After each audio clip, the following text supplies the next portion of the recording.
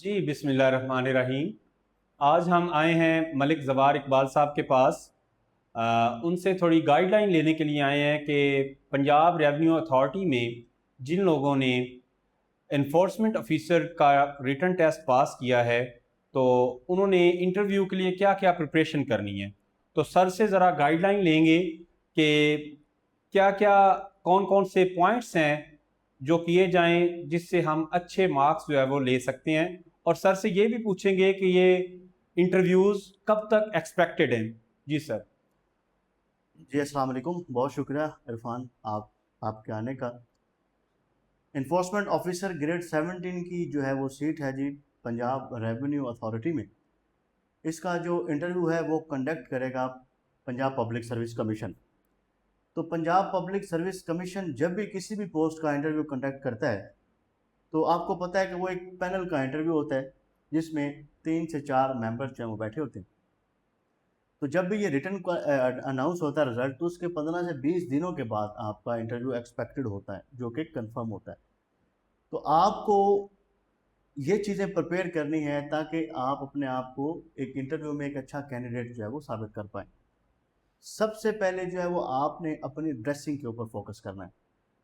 जब आप एक ऑफिसर रैंक का इंटरव्यू देते हैं, ग्रेड 17 का इंटरव्यू दे रहे हैं और आप पब्लिक सर्विस कमीशन में सामने अपीयर हो रहे हैं, तो आपको एक बेहतरीन सूट, ठीक है, और उसकी मैचिंग टाई, फ्रेश और बिल्कुल जो है ना वो आपका स्टिच्ड सूट होना चाहिए जो आपकी फिटिंग में प्योर बैठता हो। ठीक है, और आप उसकी प्रैक्टिस करें 1-2 दिन पहले पहने, ताकि आपको जब आप वहाँ पे जाएं ऐसे ना लगे कि आज पहली पहली दफ़ा पहना और थोड़ा सा ऑकवर्ड ना लगे। तो अपना सबसे पहले आप सूट पे फोकस करें, अपनी ड्रेसिंग पे। जब आपकी ड्रेसिंग अच्छी हो जाए, उसके बाद आपने क्या करना है कि आपने जो पॉइंट्स हैं मैं आपको बताता हूँ जो आप प्रिपेयर करेंगे। सबसे पहला जब फोरमोस्ट जो चीज़ होती है वो होती है इंट्रोडक्शन। आपने अपना इंट्रोडक्शन लिखना है और उसको मिरर के आगे प्रैक्टिस करनी है। अगर आप सेल्फ करना चाह रहे हैं, अगर आप हमारे साथ ज्वाइन करना चाह रहे हैं, जो कि हम एक इंटरव्यू का सेशन स्टार्ट कर रहे हैं जिसमें हमारे पास कॉमर्स के सब्जेक्ट स्पेशलिस्ट भी हैं जो कि असिस्टेंट डायरेक्टर हैं, आमिर फरीद साहब जो कि इंटरव्यू के टॉपर हैं। इसके साथ साथ हमारे पास लॉ के जो हैं वो हैं, LLM किया हुआ उन्होंने। इसके बाद जो है वो हमारे पास इंटरव्यू एक्सपर्ट्स हैं। तो हमारी एक पूरी टीम है जो कि आपको ये सारे सेशन की तैयारी करवाएगी। तो आपने सबसे पहले अपने इंट्रोडक्शन के बाद आप अपनी प्रोफाइल को मेंटेन करेंगे, जिसमें आपकी फैमिली, आपकी एजुकेशन और आपका जो है वो डिस्ट्रिक्ट प्रोफाइल होती है।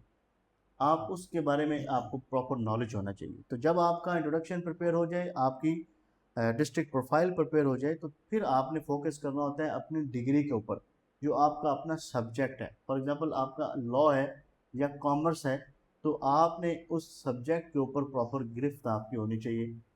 क्योंकि आपने रिटर्न क्वालिफाई कर लिया है, तो इंटरव्यू में आपको वो टेस्ट करेंगे कि आप टेस्ट जो रिटर्न करके आए हो, क्या आप इस कैलिबर के हो कि आप इंटरव्यू में एक्सेल करें और आपको इतने मार्क्स दिए जाएँ। तो क्योंकि इसका मेरिट जो है वो ठीक ठाक होगा, कंपटीशन ठीक ठाक है क्योंकि एक अच्छी पोस्ट है, हर एक बंदा जो है वो स्ट्रगल करेगा।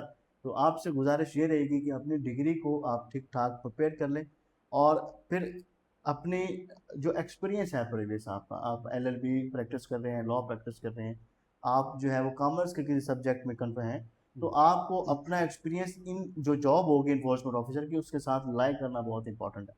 आपसे वो ये सवाल करेंगे कि जी आप मुझे ये बताएं, एज ए लॉयर आप जो है इन्फोर्समेंट ऑफिसर कैसे परफॉर्म कर सकते हैं ड्यूटी, या आप जो मार्केटिंग में है, फाइनेंस में है, पब्लिक एडमिनिस्ट्रेशन में है, तो आप किस तरीके से एज ए इन्फोर्समेंट ऑफिसर जो है वो ड्यूटी से अंजाम देंगे, आपका एक्सपीरियंस जो है वो किस तरह वैलिडेट होता है।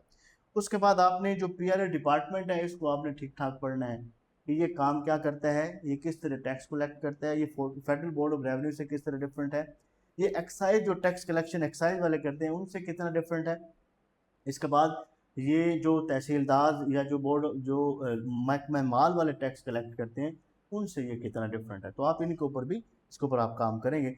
उसके बाद लॉज मेंशन है जिसमें सेल टैक्स है, ठीक है, Punjab workers welfare tax act है, तो आपने उनको प्रिपेयर करना है।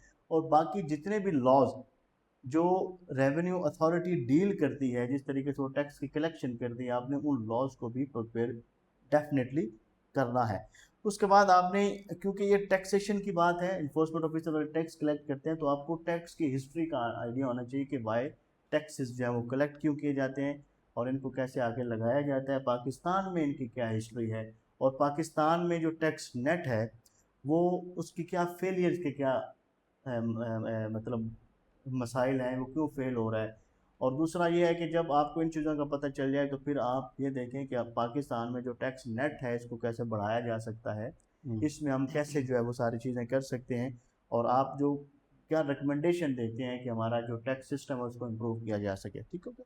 उसके बाद जो पाकिस्तान में इंटरनेशनल वर्ल्ड में जो इंटरनेशनल प्रैक्टिस चल रही है टैक्स कलेक्शन के हवाले से, कौन सा मुल्क ऐसा है जिसमें टैक्स टू जीडीपी रेशो ज़्यादा है और कितनी है, उसके ऊपर आप कैसे काम करेंगे उनको पता होना चाहिए।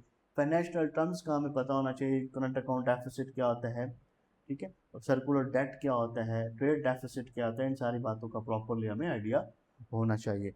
उसके बाद जो टैक्स आप कलेक्ट करते हैं तो वो बजटिंग में, पब्लिक डेवलपमेंट में और इन जगहों पे जो लगता है वो किस तरीके से लगता है, ये आपको आइडिया होना चाहिए। द मोस्ट इम्पॉर्टेंट बात यह है कि आप एक स्टेट का पार्ट बनने जा रहे हैं तो आपको उस स्टेट की हिस्ट्री का पता होना चाहिए, आपको पाकिस्तान अफेयर्स का पता होना चाहिए, पाकिस्तान की हिस्ट्री का, प्री पार्टीशन पोस्ट पार्टीशन जो स्ट्रगल है, और बाकी टैक्स की जो रिफॉर्म्स अब तक आ चुकी हैं, इकोनॉमिक रिफॉर्म्स अब तक आ चुकी हैं, उनका भी हमें आइडिया हो तो वो बेहतर होता है। फिर क्योंकि पब्लिक सर्विस कमीशन एक फुल पैकेज लेता है तो वो आपसे करंट अफेयर के बारे में पूछेगा, वो आपसे इस्लामियात के क्वेश्चंस कर सकते हैं, वो ज्योग्राफी और वर्ल्ड अफेयर्स के क्वेश्चन कर सकते हैं, तो आपको इन सारी चीज़ों की भी हाव नाउ होनी चाहिए। तो सर ये तो पॉइंट्स हो गए। तो अभी जो स्टूडेंट्स हैं वो उनको प्रैक्टिस कैसे कर सकते हैं वो इन चीज़ों की, वो वन बाय वन इन चीज़ों को राइट डाउन करें, अपने पेपर्स के ऊपर लिखें और फिर इसकी जो है वो प्रैक्टिस स्टार्ट कर दें। अच्छा सर, मैं एक मेरे जहन में क्वेश्चन आया है कि जो लोग प्रॉपर चैनल के ज़रिए गए हैं, फॉर एग्जांपल एक बंदा जो है वो ऑलरेडी काम कर रहा है एजुकेशन डिपार्टमेंट में, तो क्या ये चीज़ मैटर करती है कि वो अपने जो एजुकेशन का बैकग्राउंड है, एजुकेशन डिपार्टमेंट का बैकग्राउंड जो है उसकी भी प्रिपरेशन करके जाए, या उससे रिलेटेड मतलब क्वेश्चंस कौन से ऐसे पूछे जा सकते हैं कि मतलब वो कहेंगे कि आप एजुकेशन डिपार्टमेंट छोड़ के इधर क्यों आ रहे हैं, तो उसके बारे में आप सर क्या गाइड करेंगे? देखिए, जब भी पब्लिक सर्विस कमीशन में आप अपीयर होते हैं तो वो सबसे पहला ये क्वेश्चन करते हैं कि भाई आप जो ऑलरेडी काम कर रहे हो आप उससे यहाँ पे क्यों स्विच कर रहे हैं।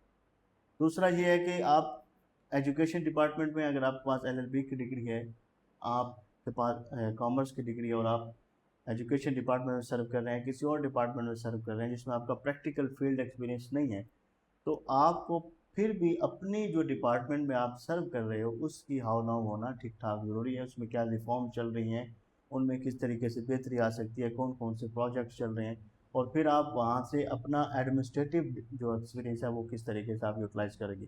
दूसरी ये बात है कि वो सबसे इंपॉर्टेंट क्वेश्चन करते हैं कि भाई आप ये छोड़ के क्यों आना चाह रहे हो। जी। तो देखिए, पाकिस्तान में एक नेचुरल फिनोमिना है और वो ये है कि हम जो है वो ग्रोथ चाहते होते हैं। तो सिंपल सी बी ऑनेस्ट रहें कि सर देखिए मैं ऑलरेडी 16 ग्रेड पे सर्व कर रहा हूँ या 15 ग्रेड पे सर्व कर रहा हूँ, तो क्योंकि मैं प्रिपरेशन इसकी इन एग्जामिनेशंस की करता रहता हूँ और मेरे पास ये बेस्ट अपॉर्चुनिटी है जहाँ पे मैं अपनी एबिलिटीज़ और अपनी जो खसूसियात हैं उनको जो है बेस्ट यूटिलाइज कर सकता हूँ ताकि मेरे से मैं अच्छा परफॉर्म कर सकूँ। इसलिए मैं जो है वो ये ज्वाइन करना चाह रहा हूँ, और ये एक हायर सीट है और एडमिनिस्ट्रेटिव सीट है, और मुझे जो है वो इन चीज़ों पे अपनी एबिलिटी को परफॉर्म करने में ज़्यादा मज़ा आया। तो ये आप इस तरीके से बी ऑनेस्ट रह के आप इनको जवाब दे सकें sir. Thank you so much sir. I hope कि ये जो आपने हमें चीज़ें बताई हैं वो हमारे जितने भी कैंडिडेट्स हैं जिन्होंने रिटन टेस्ट क्वालिफाई किया है उनके लिए बहुत ज़्यादा मुफीद साबित होंगी इंशाल्लाह। Thank you so much sir. इंशाल्लाह, बहुत शुक्रिया सर।